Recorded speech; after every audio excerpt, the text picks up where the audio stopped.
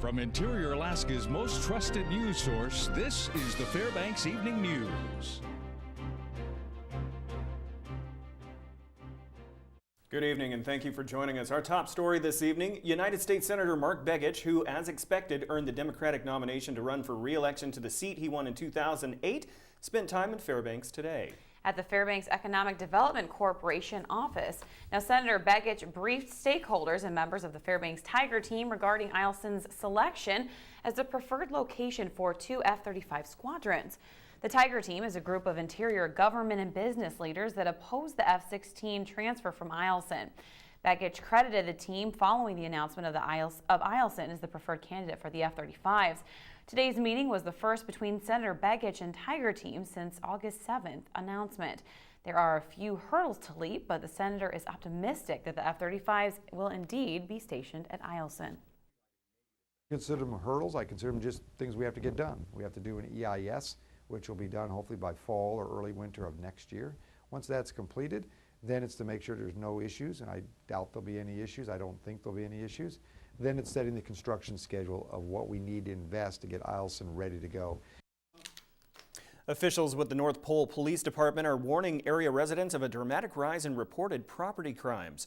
A press release this morning stated that the increase has happened over the last 2 weeks, primarily residential burglaries, vehicle theft, and theft of items from vehicles in the North Pole area. Police urge the public to use caution and to lock their vehicles. They further encourage area residents to be aware in their neighborhoods and to report any suspicious activity immediately. We spoke to North Pole Police, who say that numerous incidents have occurred both in and outside of city limits. Possible throughout the evening shifts.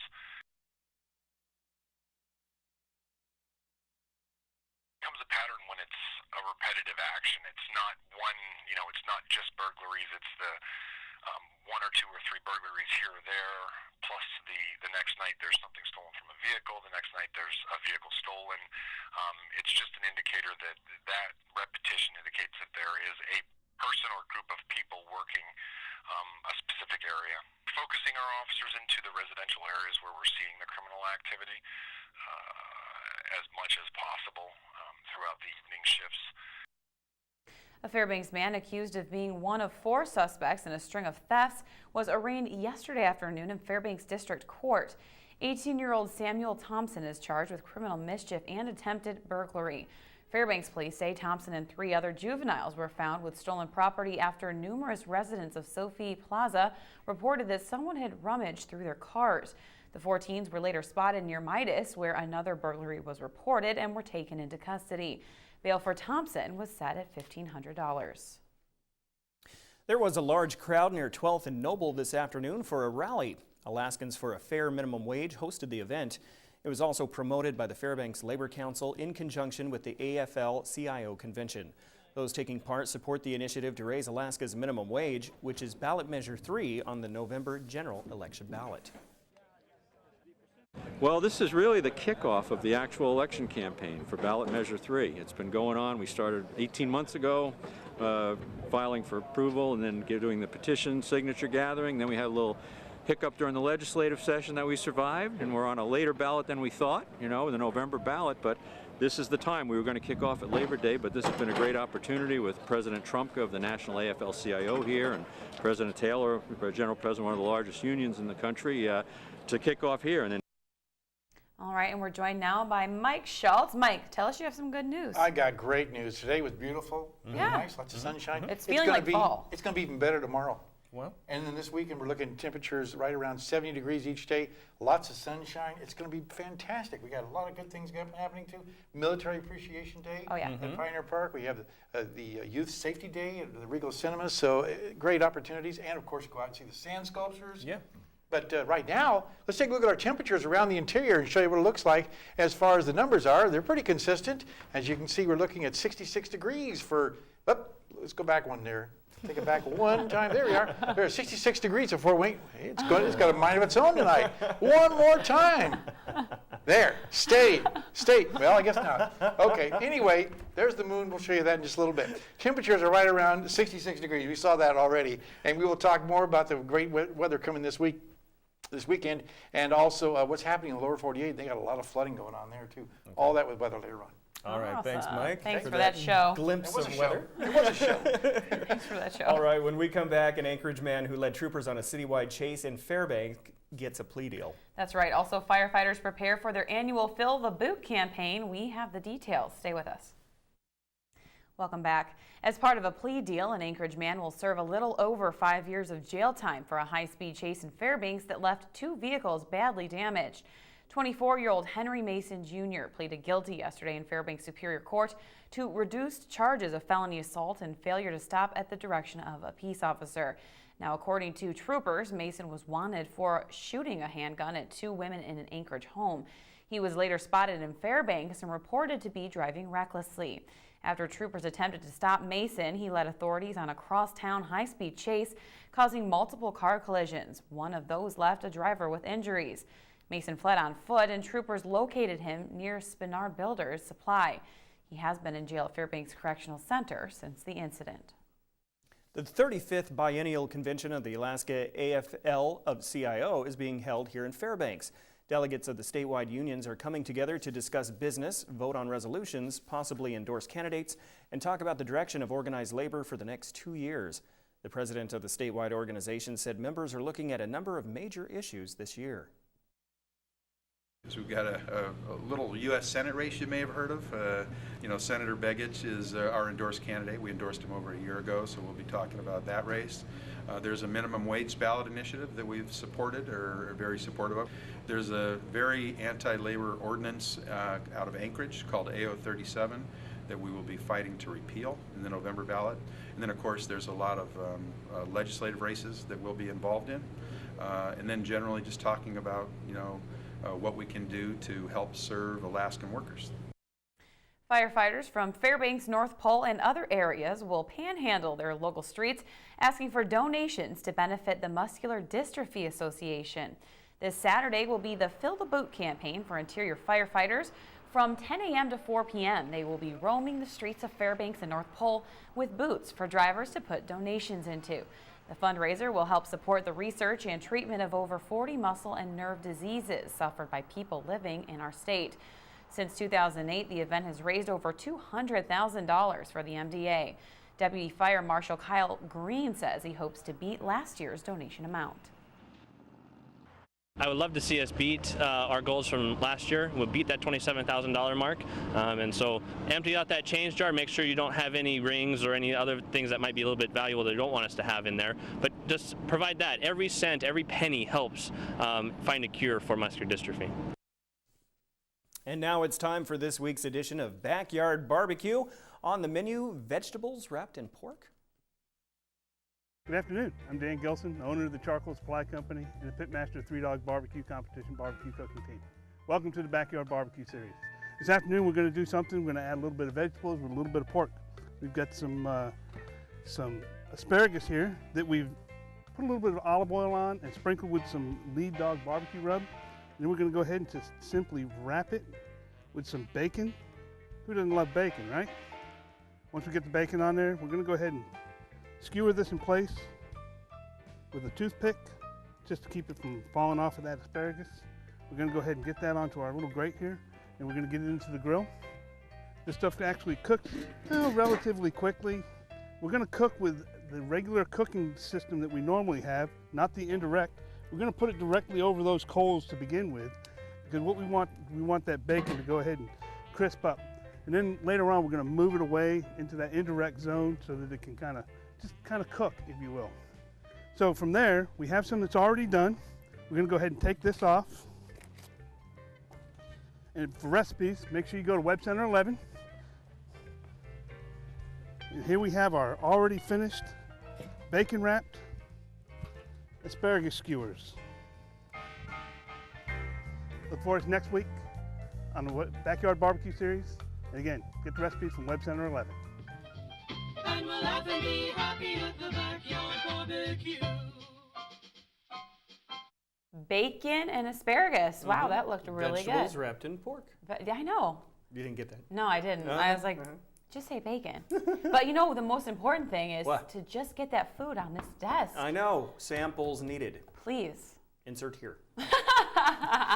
All right, Joe Cook is up next, and he has highlights from last night's high school football game. That's right, one took place last night. All that and more with Joe next.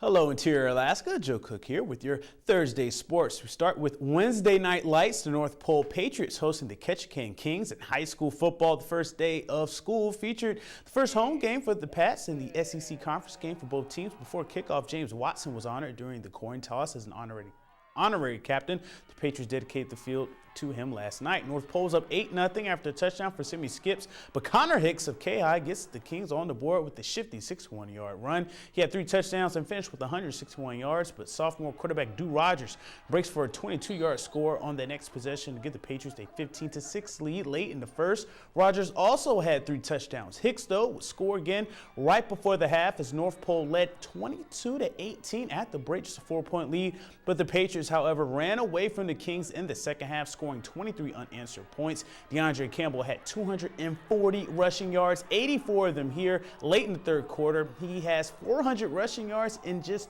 2 games. The short week doesn't hinder North Pole. They beat Ketchikan 45-26 and improved to 2-0.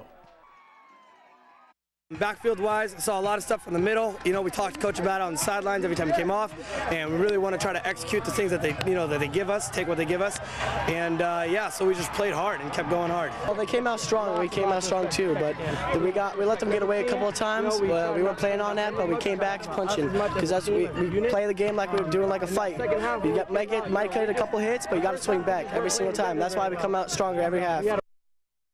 And the Lathrop football team, they aim to bounce back this weekend against their Week 2 opponent. The Cardinals of Kenai Central will be in Lathrop Stadium this Saturday night for a 7 p.m. kickoff for their second straight road game. Kenai lost to Juneau Douglas 28-15 last week. Both teams are looking for their first wins of the season. Lathrop was roughed up 47-14 by Bartlett last Saturday. The Mutes were shorthanded. Assistant coach Luke Baylash was out because he just had a new child. Congrats.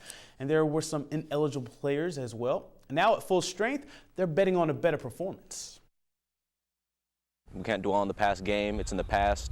Now we have to learn from it. That's the difference between a great team. That's the difference between the old Lathrop and the new Lathrop. Old Lathrop would go downhill from here. New Lathrop with this coaching staff and our great teammates, we're going to bounce back, get ready for our Kenai, study them, respect our opponents, and we're going to bounce back and hopefully pull out a win. Now that we're together as a unit, an Army of 11, we're playing well, our scheme is simple, you're going to see a big difference because we have the right people in the right place now. Now here's one of the 2 teams that will be opening the high school volleyball season this Saturday, the West Valley Wolfpack. Head coach Dave Cox and his Wolfpack volleyball team are back in the gym for the 2014 season. Last year, the Pack won their 6th straight MAC title and 5th straight regional title before finishing 7th in the state tournament. We had a pretty solid team, strong rotation with hitters in all positions. I think we aren't quite as strong in that respect this year, but I'm hoping I'm moving some people around a little bit, and I'm hoping to fill those gaps, and once we do, we'll be just as tough. The Wolfpack have 7 seniors to lead a solid returning core group. Coach Cox sees his team's ability to scramble as their best weapon right now. Senior setter Melissa Spalding thinks West Valley's passing will also be key. I think we've been doing good with practices and stuff, but I feel like we just need to try to make it up to the standards that we had last year. Because we lost 6 really good seniors, and they helped us out a lot. So it's gonna be tough to kind of get back in the groove without those 6. But I think we'll be fine this year with the people we have. Their first game is this Saturday in Boileau Hall. They face the defending Aurora Conference champion Monroe Rams. Senior outside hitter Jessica Rice feels her team won't sleep on them this season. Monroe has always been a big competitor of ours. We've come into this season always playing them first. We've come into it thinking that it's an easy game. I don't know why, but that's always the attitude that we've come on to. The past years, they've always won, or it's been a super tough game. So this year, I want to just come in full throttle, and really impress them with what we have, because I think we can do it. Now here's a heads up on some important dates coming up for the Interior Youth Basketball and the Eclipse Soccer program this Saturday at Tanana Middle School. The IYB will have skill assessments starting from 10 a.m. for grades 3 through 12. It's $100 per child, and it's not a tryout. Kids will be placed on teams based on their skill levels.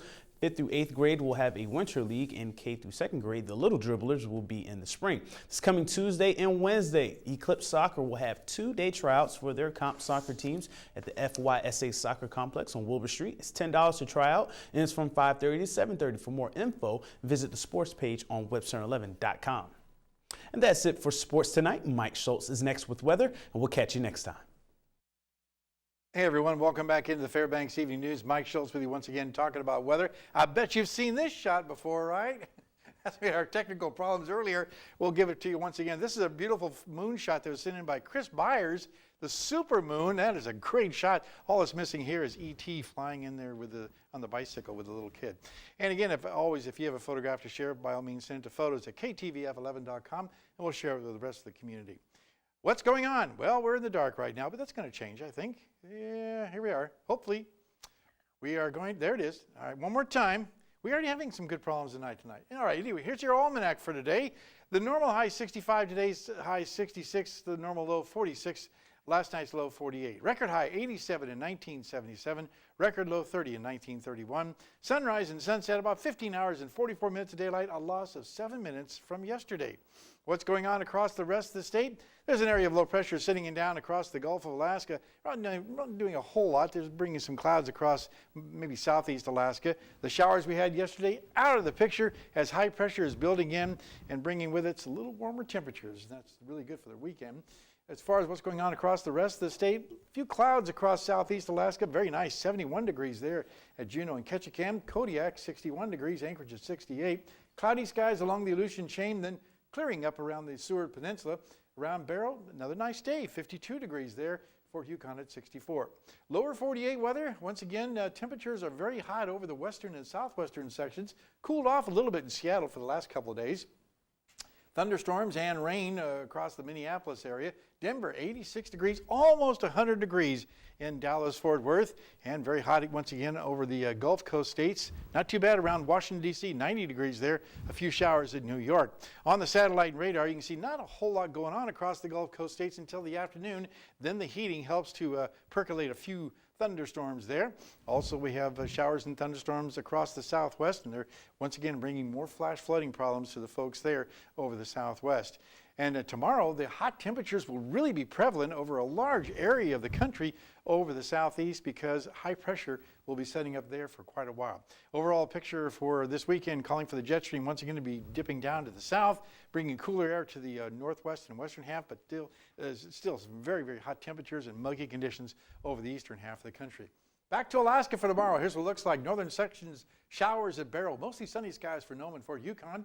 Here in the interior, we'll be looking at, for the most part, a few showers for Delta, but mostly sunny skies in Fairbanks and Healy. Over southeast Alaska, cloudy skies in Juneau, and then becoming cloudy later on for Ketchikan. And over the southwest part of the state, we're looking at cloudy skies with showers at Cold Bay, partly cloudy at Bethel and Kodiak. And if you're heading on down to the Anchorage Bowl, for the most part, a few showers for Homer and scattered clouds at Valdez and Anchorage. Here's your fishing report for a Thursday night. And for the most part, over Valdez, pink salmon are everywhere. A few silvers are mixed in. Over the Kenai River, we're looking at lots of pinks, but more silvers are on the way for next week. And for the Matanuska Valley, heading on down the Parks Highway there, good fishing at Montana and Sunshine Creeks. And real quickly looking at the rivers and lakes, the rivers continue high and muddy, so fishing is limited, but still good reports coming out of Quartz Lake for fishing there. All right, here's your forecast. And again, thanks as always to Jeans and the Boat Shop for helping us out with our fishing report. Quite a bit cooler tonight, otherwise very pleasant. 42 the overnight low. Tomorrow's forecast, 69 degrees, a beautiful Friday, lots of sunshine, and it will continue right on through the weekend.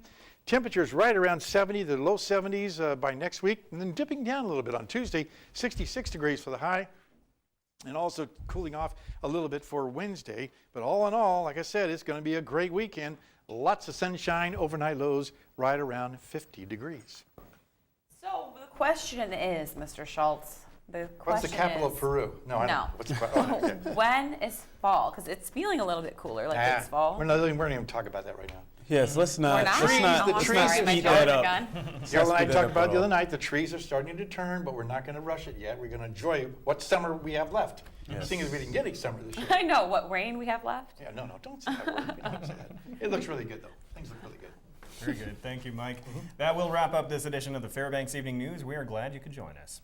Tonight on NBC Nightly News, 2 former Ebola patients have been released from an Atlanta hospital. That's next with Brian Williams. You can join us here 6 days a week at 6 and 11 or online anytime at webcenter11.com. And that will do it from all of us here at the News Center. Have a good night, and we'll see you back here at 11.